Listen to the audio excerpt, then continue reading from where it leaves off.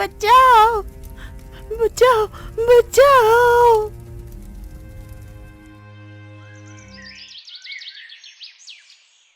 बस, अब बहुत हो गया। अब वो इस गांव में नहीं रह सकती।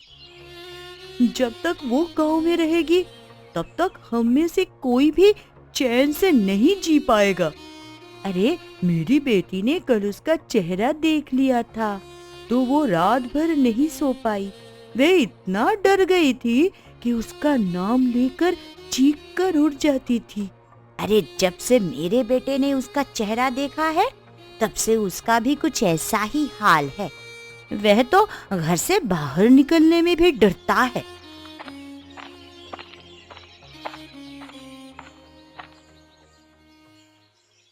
तुम सब किसके बारे में बात कर रहे हो? अरे, इस गांव में एक ही तो है जिसका चेहरा देखकर हमारे बच्चे डर जाते हैं। अगर तुम्हारे बच्चे उसका चेहरा देखकर डरते हैं तो तुम सब उन्हें समझाती क्यों नहीं? अरे, हम सब अपने बच्चों को क्या समझाए?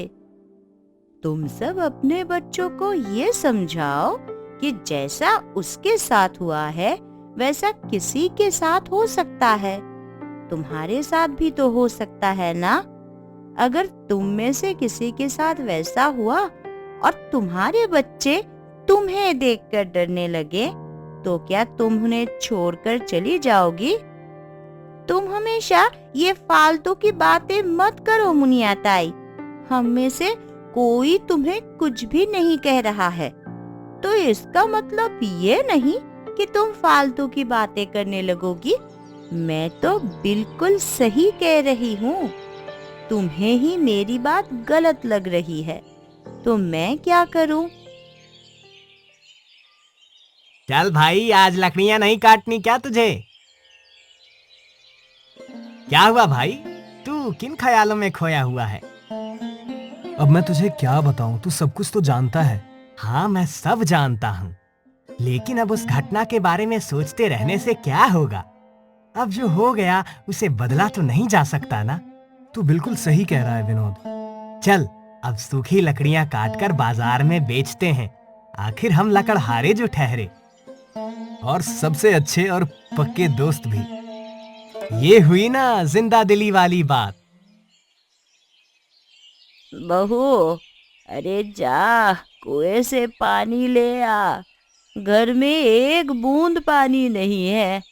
तू खाना बनाकर रखना, मैं खेत जा रही हूँ।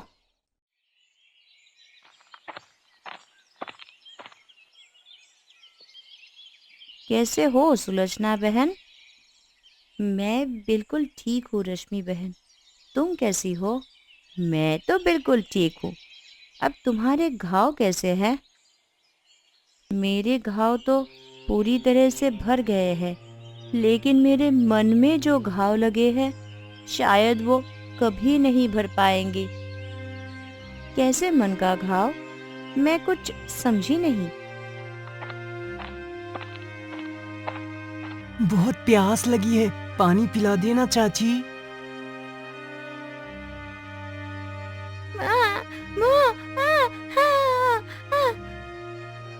मैं इन्हीं घाव की बात कर रही थी। अब मेरी जिंदगी पूरी तरह बदल चुकी है। पहले जैसा कुछ भी नहीं रहा। पहले जो बच्चे मेरे गोदी में खेलते थे अब वही मेरे चेहरे देखकर डरकर मुझसे दूर भाग जाते हैं। नव्या की माँ, जल्दी से खाना और पानी ला दो, फिर मुझे लकड़ियां बेचने भी जाना है। पिताजी, माँ ने आज खाना नहीं बनाया। और तुम्हारी दीदी कहाँ है? उसने भी खाना नहीं बनाया क्या? वो तो खेत गई है। क्या हुआ सुलोचना, तुमने खाना क्यों नहीं बनाया? मैं जानता हूँ सुलोचना, जब से तुम्हारे साथ वो दुर्घटना हुई है तब से तुम रसोई घर में जाने से डरने लगी हो। लेकिन तुम ऐसे कब तक करोगी? आखिर एक न एक दिन तो तुम्हें वो सब भूलना ही होगा।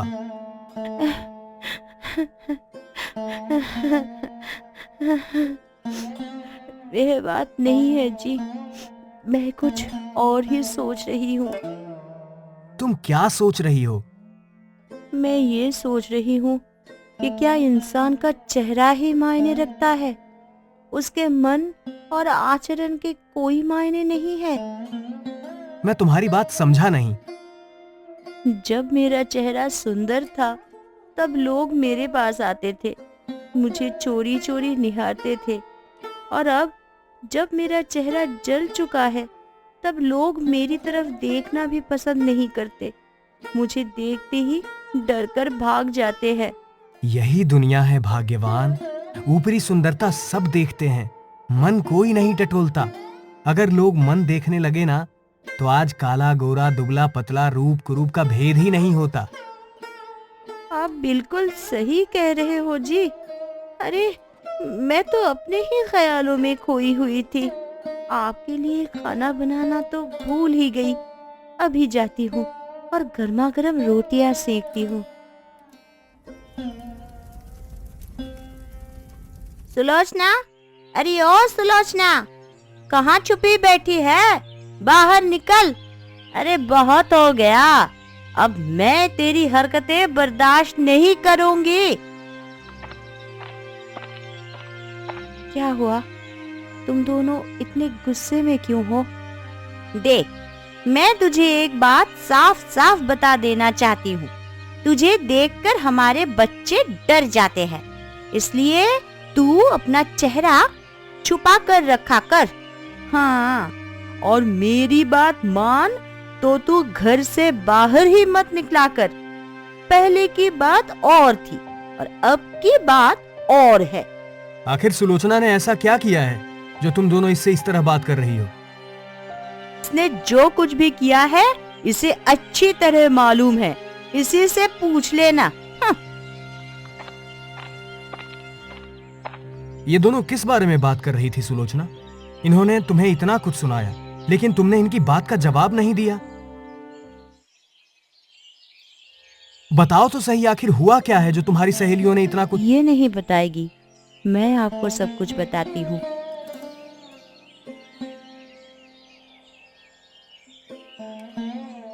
अगर ऐसी बात है तो आज के बाद सुलोचना घर से बाहर नहीं निकलेगी। लेकिन इसमें सुलोचना बहन की क्या गलती है? मैं जानता हूं इसकी कोई गलती नहीं है, लेकिन मेरी पत्नी को कोई भला बुरा कहे वो मैं बर्दाश्त नहीं कर सकता। अरे क्या हुआ बहू, रो क्यों रही हो? तुम जानती तो हो माँ, जब से इसके साथ वो हादसा हुआ है तब से लोगों का व्यवहार इसके प्रति एकदम बदल गया है। बस यही बात ये बर्दाश्त नहीं कर पा रही है। मेरे साथ चल और बता तुझे किसने क्या कहा। मैं अभी सबकी खटिया खड़ी करती हूँ। मेरे बहू को भला बुरा कहने की हिम्मत किसकी हुई? अच्छा हुआ तुम दोनों मुझे यही मिल गए। मैं तुम्हारे घर ही जा रही थी। अगर आज के बाद तुम में से किसी ने भी मेरी बहू को उल्टा सीधा कहा तो मुझसे बुरा कोई भी नहीं होगा। तो क्या तुम्हारी बहू की आरती उतारूं? उसे देखकर हमारे बच्चे डर जाते हैं, तो हम क्या करें? ते तो छोटे बच्चे हैं, तुम तो समझदार हो। तुम उन्हें ये नहीं समझा सकती कि सुलोचना के साथ क्या हुआ है। वे सब हम नहीं जानते, हम बस इतना चाहते हैं कि सुलोचना अपनी जली हुई शक्ल लेकर हमारे बच्चों के सामने ना आए। बस तुम तीनों कान खोल कर सुन लो, सुलोचना जहाँ चाहेगी वहाँ जाएगी। यह गांव या यह कुआं किसी की जागीर नहीं है। अगर उसे किसी ने कुछ कहा तो ये सोच लेना कि अगर वे तुम्हारे बातों के जवाब नहीं देगी तो मैं जवाब देने में पीछे नहीं हटूंगी, समझी? इन तीनों के साथ ऐसा ही होना चाहिए। माँ, मैं लकड़ी बेचने जा रहा हूँ।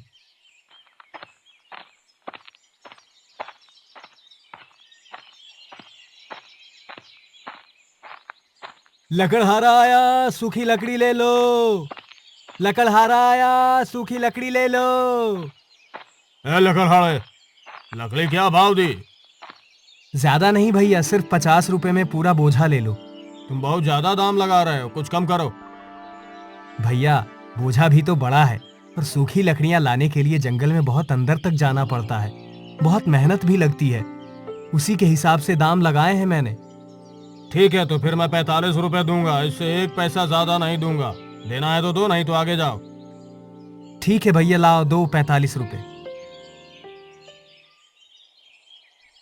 मैं भी तुम दोनों के साथ खेलूं? नहीं, मैं तेरे साथ नहीं खेलूंगी। और मैं भी नहीं खेलूंगा। लेकिन तुम दोनों मेरे साथ क्यों नहीं खेलोगे?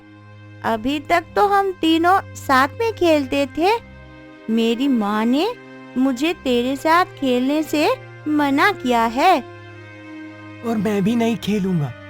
मेरी माँ ने भी कहा है कि अगर मैं तेरे साथ खेलूंगा ना तो वो मुझे अंधेरे कमरे में बंद कर देगी। तुम दोनों मेरे सबसे अच्छे दोस्त हो ना? चल ठीक है, तू खेल ले हमारे साथ। मैंने तुझे मना किया था ना कि तू उस जलमुही के बेटी के साथ मत खेलना। तू आज घर चल, मैं तुझे बताती हूँ। नीलम, तू भी अपने घर जा।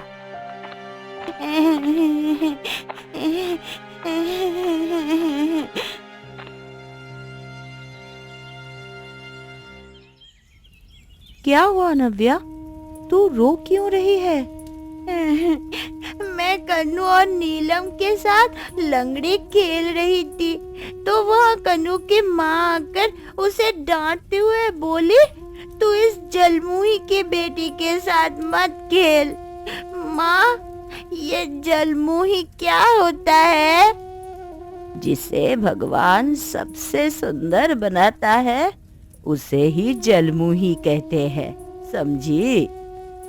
मेरी माँ का मुंह जला हुआ है, तो क्या वे सबसे सुंदर है? हाँ, तेरी माँ सबसे सुंदर है। नव्या की माँ, मैं घर आ गया हूँ, खाना लगा दो।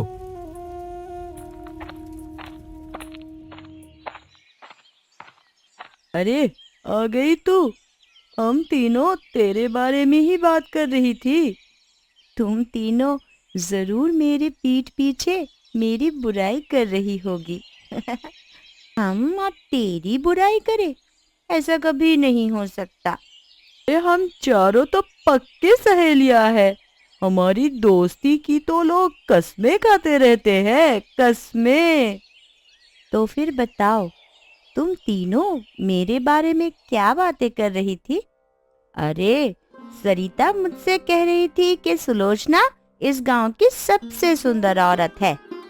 तुझसे शादी करके तेरे पति की तो किस्मत ही खुल गई। एक तो तू इतनी सुंदर है और ऊपर से इतनी समझदार भी है।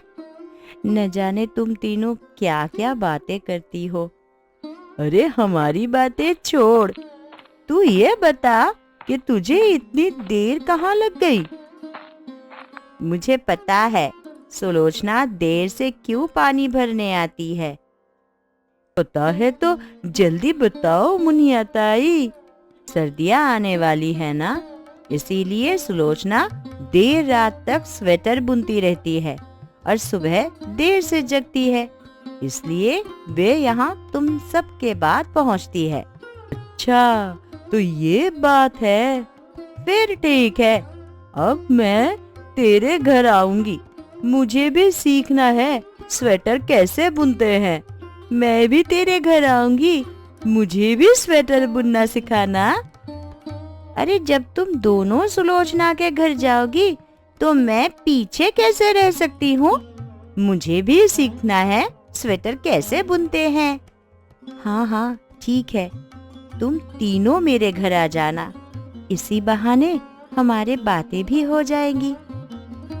अरे ना बाबा ना, तेरी बातें कभी खत्म ही नहीं होती। तू हमसे बातें मत करना, बस हमें स्वेटर बुनना सिखा देना। और हाँ, तू अपनी खूबसूरती का राज भी हमें बता देना। ठीक है, जैसा तुम सब कहो।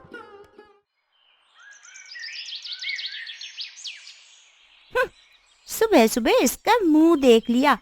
अब न जाने दिन भर कौन कौन से परेशानियां आएंगी।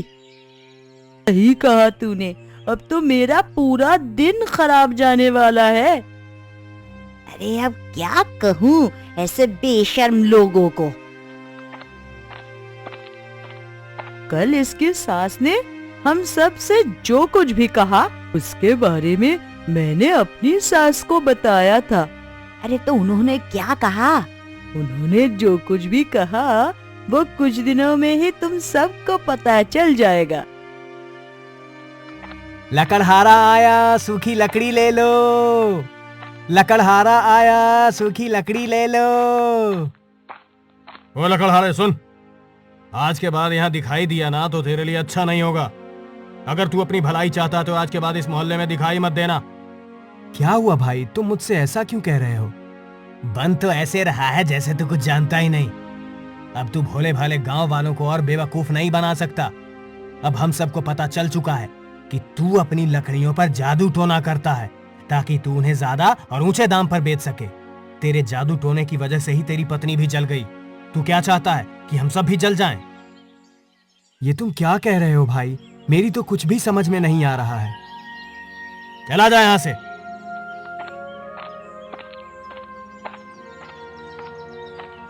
आज गांव के लोगों को न जाने क्या हो गया है, कैसी अजीब बातें कर रहे हैं।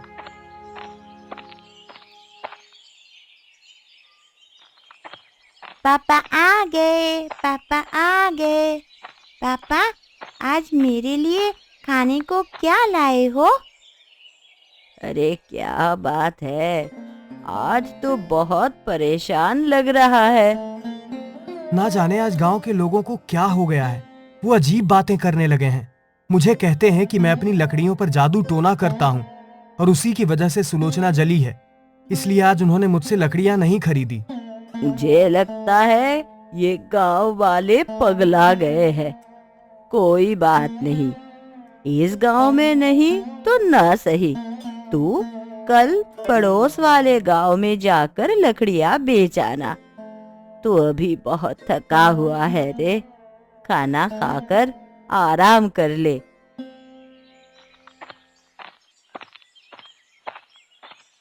मैं तेरा वहां चौराहे पर इंतजार कर रहा हूँ और तू यहाँ सिर पर हाथ रखकर बैठा है।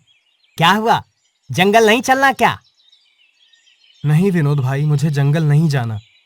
क्या बात है, तू कल भी जंगल नहीं गया था? तबीयत पानी तो ठीक है ना?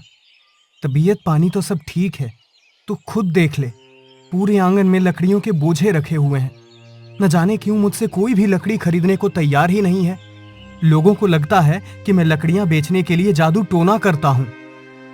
मुझे लगता है तेरे खिलाफ किसी ने बहुत बड़ी साजिश रची है। लगता तो मुझे भी ऐसा ही है, लेकिन मेरी किसी से कोई दुश्मनी नहीं है, तो फिर वो कौन है जो मेरे साथ ऐसा कर रहा है? मुझे पता है ये सब मेरे कारण हो रहा है। मैं जब तक यहाँ रहूंगी तब तक ऐसा ही होता रहेगा, इसलिए अब मुझे इस घर से जाना होगा। आज मेरा मन लंगड़ी खेलने का नहीं है। नव्या हमारे साथ नहीं खेलती तो मेरा कुछ भी खेलने का मन नहीं करता। तू सही कह रही है, मुझे भी ना उसके साथ खेलने का मन नहीं करता। तो फिर अब हम क्या करें? आज हम दोनों तालाब में नहाने चलते हैं। हाँ, चलते हैं। अब मैं यहाँ से कहीं दूर चली जाऊंगी, फिर कभी लौट कर नहीं आऊंगी। अरे, ऐसा लगता है जैसे तालाब में कोई डूब रहा है। कन्नू, नीलम, अरे ना जाने आज ये दोनों बच्चे कहाँ चले गए। तुम अपने बच्चे को ढूंढ रही हो क्या? हाँ मुनिया ताई, जाने आज वो दोनों कहाँ चले गए। थोड़ी देर पहले मैंने उन दोनों को तालाब की ओर जाते हुए देखा था।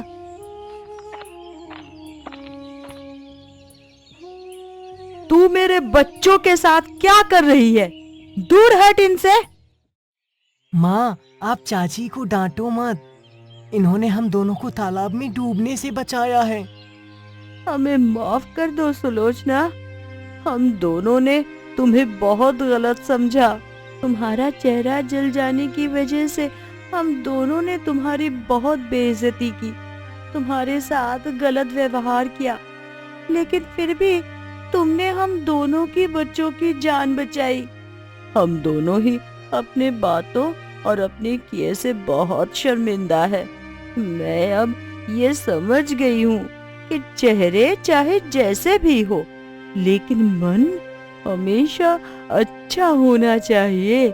हमने पहले भी तुम्हारा चेहरा ही देखा था और अभी भी तुम्हारा चेहरा ही देख रहे थे। जलने से पहले सुंदर चेहरा और जलने के बाद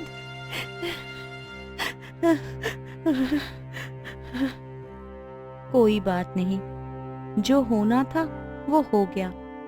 अब मैं अपनी यह शक्ल लेकर इस गांव से दूर जा रही हूँ। नहीं नहीं, तुम इस गांव से कहीं नहीं जाओगी।